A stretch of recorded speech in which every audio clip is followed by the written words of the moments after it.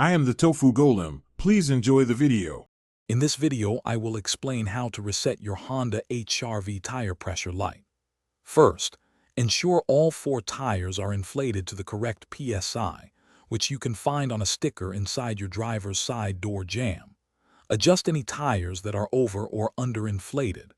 After adjusting, drive your HR-V for at least 10 minutes at a speed above 30 miles per hour.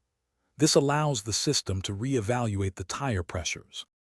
Next, locate the TPMS button, typically found on the lower left side of your dashboard. Turn your vehicle's ignition to the on position, but do not start the engine. Now, press and hold the TPMS button until the tire pressure light on your dashboard blinks 2 times. This action signals to the system that you are initiating a manual reset.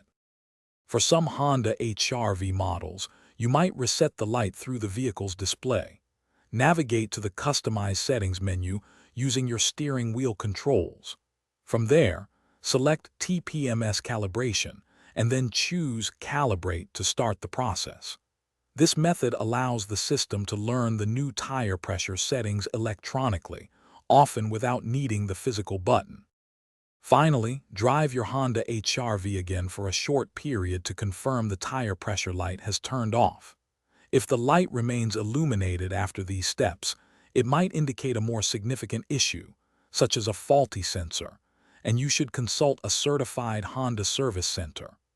Also, for easy meal prep, check out the leak-proof containers linked in the description below, along with other great deals.